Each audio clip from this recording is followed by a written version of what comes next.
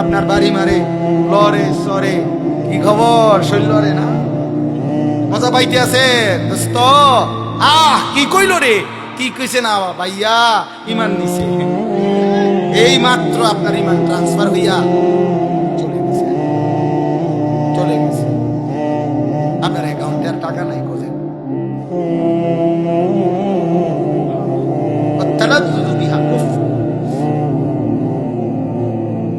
আল্লাহ মাফ করে। সর্বশেষ কথা হলো, গান বাদ্যের এই অশ্লীলতা থেকে, এই হারাম থেকে বাঁচবো কিভাবে? 3 জিনিসের মাধ্যমে। 1, বেশি বেশি দোয়া।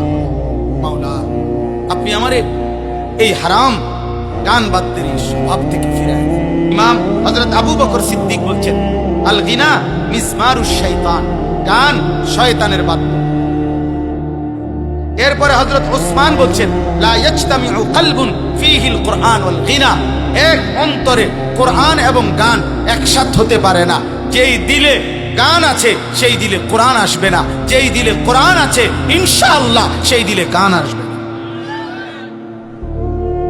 গান আসবে। ইমাম মালিক রাহমাতুল্লাহ আলাইহি বলছে, মা ইয়াফআলুহু ইনদানা ইল্লাল ফুসাক, তিনি বলেন যুগ যুগ ধরে আমাদের আরব সমাজে গান বাদ্য যারা করে তাদেরকে আমরা ফাসিক ছাড়া অন্য কিছু বলি না। ইমাম আহমদ ইবনে হাম্বল বলছে, আল গিনা ইউমবিতুন নিফাকা ফিল কলব, গান বাদ্য ধীরে ধীরে কোন ব্যক্তির অন্তরে ঈমান সরাইয়া মুনাফিকি উৎপন্ন করে। ইমাম শাফিঈ রাহমাতুল্লাহ বলছে, আল গিনা দিয়াসাতুন, গান বাদ্য যে অভ্যস্ত সে দাইয়ুস, তার জন্য জান্নাত হারাম।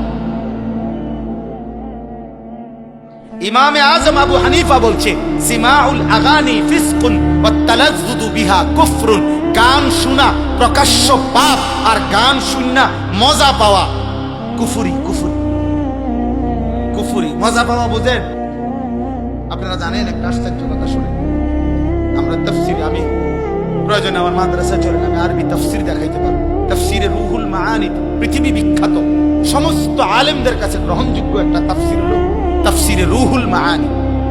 ওই তাফসীরের মধ্যে আমি নিজ চোখে পড়ছি, সর্বপ্রথম আরব দেশে কন্যা সন্তান জীবন্ত দাফন করা, কন্যা সন্তানকে জীবন্ত দাফন করতো না, শুনছেন নিয়ে কথা? এটা এ কেন শুরু করছে, কেন প্রথম কন্যা সন্তানকে জীবন্ত দাফন করতো, কেন শুরু হইল কিভাবে এই ঘটনা? ওই তাফসীরের মধ্যে লিখছে, বিআইয়ি দামবিন কুতিলাত, এই আয়াতের তাফসীর আছে। তো লিখছে যে রবিয়া আরবের একটি বিখ্যাত গোত্র ছিল রবিয়া। এই রবিয়া গোত্রের একজন সর্দারের একটা কন্যা, অপরূপ সুন্দরী মেয়ে ছিল, রূপসী সুন্দরী মেয়ে। ওই সর্দারের একমাত্র কন্যা ছিল ওই মেয়েটা। সর্দার তাকে ভীষণ ভালোবাসতো, বেশি আদর করতো ওই মেয়েটাকে।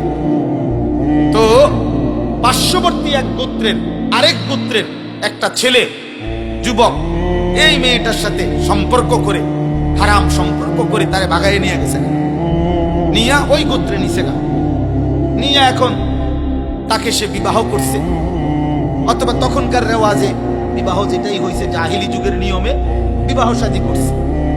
কিন্তু এই মেয়ের ভালোবাসায় এই রবিয়া গোত্রের এই সর্দার তার মেয়েটাকে ওই গোত্র থেকে উদ্ধার করার জন্য দিনের পর দিন লাগাতার বছরব্যাপী যুদ্ধ করছে। ওই ওরে আনতুবিল্লাহ, কিন্তু ওই গোত্র খুব শক্তিশালী, আর আরব দেশে জাহিলি যুগে যুদ্ধ বিগ্রহ ছিল তাদের নিত্যদিনের বিষয়। তো এই গোত্রের রবিয়া গোত্রের সর্দার, তার গোত্রের বহু যুবক, বহু পুরুষ নিহত হয়েছে, কিন্তু একবারও বিজয় আনতে পারে না, ওই মেয়েটাকে আনতে পারতেছিল না। কিন্তু উনি কোনোভাবে ছাড়তেছে না যে আমি আমার এই মেয়ে আনবো, ও আমার বড় আদরের সন্তান। শেষ পর্যন্ত বহুদিন পরে দুই গোত্রের বয়স্করা, প্রবীণ লোকেরা একটা পরামর্শ বৈঠকে বসে বলছে, না এর একটা সমাধান হওয়া দরকার। তখন রক্তারক্তি বন্ধ করে এই বয়স্ক প্রবীণ লোকেরা এরকম মেল মিটিং দরবারে মধ্যে বলছে যে ঠিক আছে, মেয়েটাকে ডাইকা আনো, মেয়েটাকে জিজ্ঞেস করো, মেয়েটা যদি যার কাছে থাকতে চায় বাপের কাছে যদি ফিরতে চায় বাপের কাছে দেওয়া হবে, ছেলেটার কাছে যদি থাকতে চায় ছেলেটার কাছে দেওয়া হবে। এই কথাটা সিদ্ধান্ত তো সর্দারও মানছে, আচ্ছা ঠিক আছে তাহলে আমি মানি। ওই মনে করছে আমার কলজার টুকরা মেয়ে, আমার সারা আদরের মেয়ে, ও তো আমার কাছে আসবে।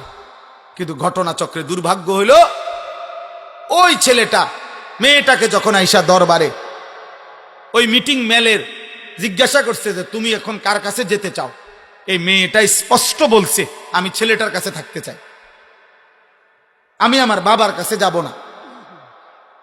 এই বাবা রবিয়া গোত্রের সর্দার লজ্জিত আর অপমানিত হয়ে মাথাটা নুয়াইয়া উনি বাড়িতে চলে আসছে।